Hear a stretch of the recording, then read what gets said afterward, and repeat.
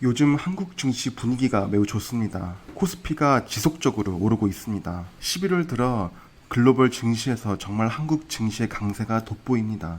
달러의 약세화가 보이고 상대적으로 관심을 못 받던 이머징 마켓, 그 중에서도 아시아 금융시장, 그 중에서도 중국과 한국의 증시가 상대적으로 최근에 좋은 분위기를 보이고 있습니다. 특히 한국 시장에 외국인 자금들이 유입이 되고 있고 삼성전자는 6만 전자를 넘어 7만 전자 고지를 내다보고 있을 정도로 한국 증시의 분위기가 매우 좋습니다. 그럼 투자자의 입장에서 한국 시장을 투자한다고 했을 때 어떤 투자가 가장 최선일지 한번 생각을 해봐야겠습니다. 물론 항상 늘 강조하듯이 한국 시장만을 투자해서는 안 되고 한국을 제외한 글로벌 증시를 지역별로 그리고 산업 섹터별로 그리고 시기별로 항상 분산 투자해야겠지만 그래도 한국 시장의 주식을 어느 정도 포트폴리오에 담고 장기적으로 투자를 한다고 했을 때 가장 좋은 투자가 무엇인지 한번 고민을 해봐야겠습니다. 우선 투자의 기본은 분산 투자이기 때문에 거래소인 코스피나 코스닥에 상장된 특정 종목만을 편중시켜 투자한다는 것은 위험이 있습니다.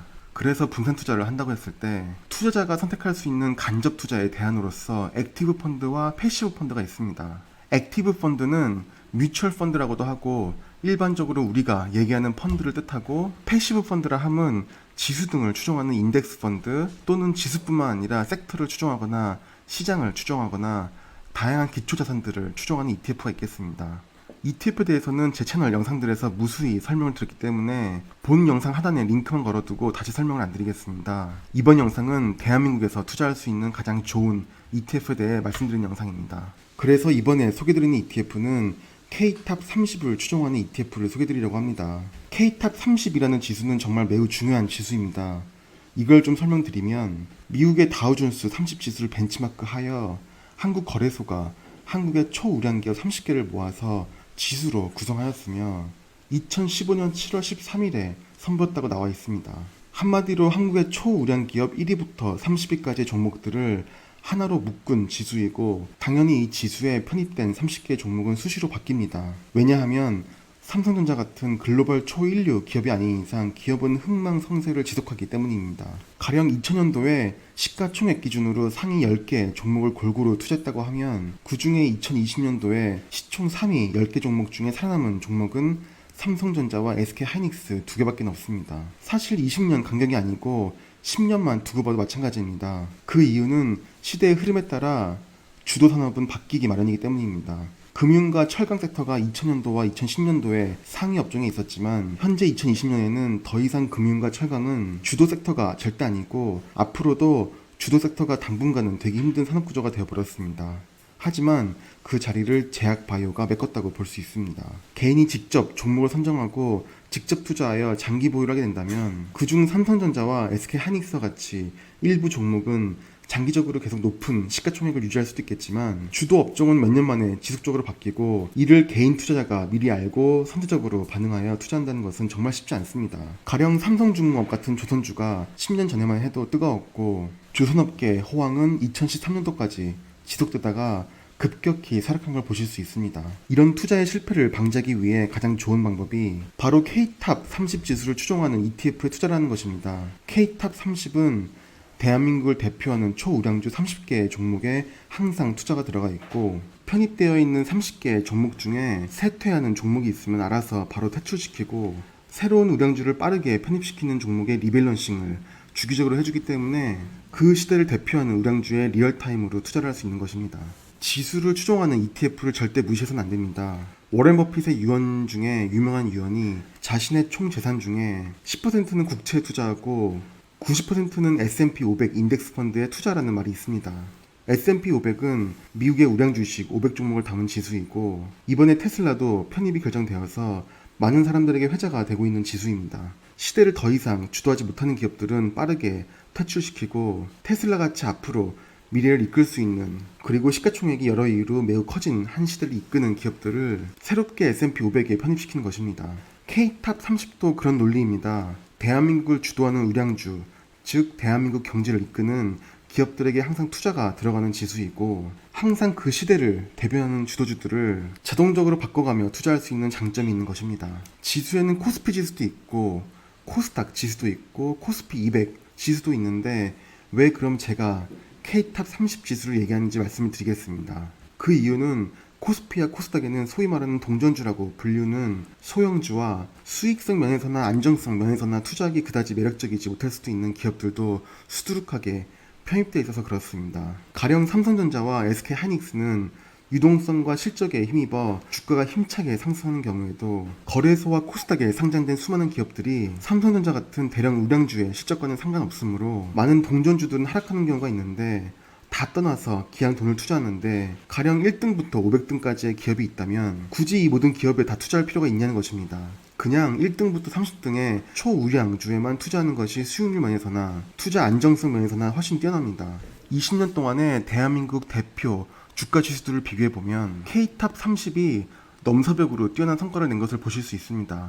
그 다음으로 괜찮은 성과를 내는 지수가 역시 코스피에서 우량주 200개를 담은 코스피 200인데, 글로벌적으로 경쟁력 있는 초일류 기업들을 담은 지수는 아무래도 K탑 30입니다. 펀드 매니저들이 운용하는 일반 액티브 펀드들이 K탑 30 ETF의 성과를 뛰어넘는 성과를 내는 액티브 펀드를 운용할 확률은 사실 매우 적기도 합니다. 그럼 이 정도면 왜 K탑 30 지수에 투자를 해야 하는지 충분히 설명을 드린 것 같고, 이를 투자하는 방법에 대해 간단히 설명드리고 영상을 마무리하겠습니다.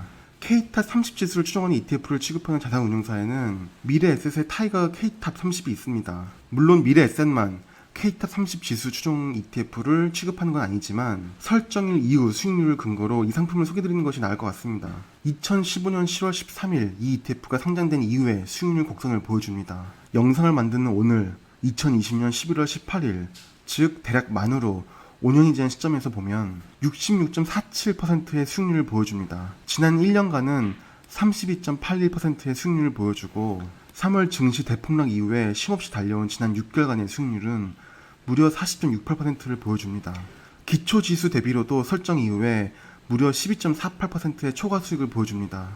이 수익률보다 수익률이 좋은 펀드나 다른 ETF가 일시적으로는 있을지 몰라도 장기적으로 5년 수익률을 펼쳐봤을 때 이 정도 수익률을 한국 증시에서, 그것도 한국 우량주들에서 뽑아낸다는 것은 쉽지 않습니다. 자산 규모는 대략 100억 원이 넘는 금액이고 종목 코드는 228820이고 기초 지수는 당연히 K탑 30입니다. 운용 보수는 연 0.25%입니다. 동종 ETF 대비 타사 대비 높지도 낮지도 않은 수수료율입니다. 당연히 일반 액티브 펀드에 비해서는 훨씬 낮습니다. 보유 종목을 보면 물론 30개의 종목을 보유하고 있으며 보유 종목과 보유 비중은 당연히 종목들의 시총 순위에 따라 유동적입니다. 삼성전자가 21.65%의 비중으로 1위이고 그 뒤를 네이버와 LG화학, 삼성 SDI 등이 잇고 있습니다. 전자기업부터 2차전지, 인터넷, 제약, 화학 등 다양한 섹터의 시총 순위대로 정말 훌륭하게 자동적으로 분산 투자가 이루어지는 걸 보실 수 있습니다. 11위부터 20위까지 종목을 보면 SK텔레콤과 현대차, 아모레퍼시픽, 넷마블 등의 기업들이 포진되어 있고 21위부터 30위까지의 기업들도 보면 한국조선해양이 22위로 있고 SK하이닉스, LG전자, 현대건설 등의 기업들이 있습니다. 그럼 이번 영상은 이렇게 한국에 투자를 한다면, 그것도 딱 한 종목만 투자한다면 뭐가 좋을까에 대한 저의 의견을 담는 내용으로 마무리를 하겠습니다. 저는 개인적으로 한국의 투자자가 아니고 싱가포르에서 글로벌을 상대로 투자를 하기에 한국 시장도 하나의 이머징 마켓의 작은 시장 정도로 보고 있습니다. 한국의 개별 종목에 대해 한국 주식시장을 투자하는 투자자분들보다 더 자세히 알지도 못하고 크게 관심도 없습니다. 하지만 한국 증시에 대해 어느 정도의 낙관론은 가지고 있고 포트폴리오의 어느 정도의 비중은 항상 유지하려고 하고 있습니다.